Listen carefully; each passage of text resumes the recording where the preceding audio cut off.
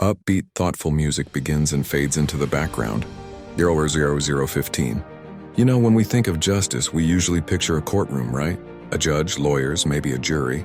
But what if justice wasn't just about punishing people? What if it was about healing? Not just healing people, but healing the very planet we live on?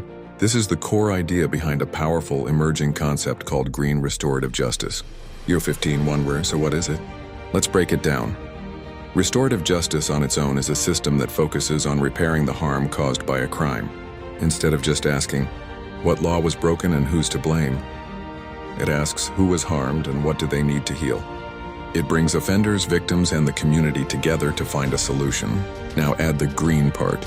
This applies that same healing philosophy to environmental crimes. Think illegal dumping, poaching, or a company polluting a river. Green restorative justice says it's not enough to just find the company or jail the person. We need to actively repair the damage done to the environment. This is the first big piece, recovering the environment. Character 2 and 15. This isn't just about planting a few trees as a symbolic gesture. We're talking about meaningful, large-scale ecological restoration, led by the very people who caused the harm. Imagine a company that polluted a local river. Instead of just paying a massive fine that disappears into a government budget, they are ordered to fund and participate in a multi-year project to clean that river. They have to hire local ecologists, work with community volunteers, and restore the fish populations. The offenders see the real-world consequences of their actions. They get their hands dirty, literally, rebuilding what they broke. The community gets their river back, and the ecosystem gets a chance to recover. It's a powerful shift from punitive to productive. It's justice you can actually see and touch. 15-345. But how does something like this actually happen? It doesn't just appear out of thin air. This is where the second key point comes in: judicial activism. Now, activism can sound like a loaded word, but in this context, it simply means judges are stepping up and using their power in new, creative ways. They're not just passively applying old laws. They're actively shaping remedies that fit the crime.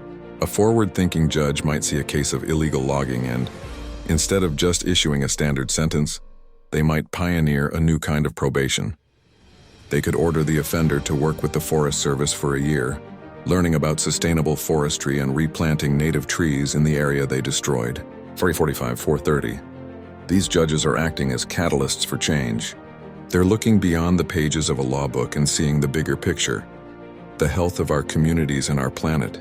They're recognizing that environmental harm is harm against all of us, and the solution needs to involve all of us. This kind of judicial leadership is crucial for green restorative justice to take root and grow. It requires courage and a belief that the justice system can be a force for positive environmental change. 435. So green restorative justice is more than just a legal theory. It's a hopeful vision for the future. It's about accountability, but it's also about redemption. It's about recognizing that when we heal our environment, we also heal our communities and, in a way, ourselves. It's a smarter, more holistic way of thinking about justice, where the goal isn't just to punish, but to restore, recover, and rebuild. Music swells and fades out.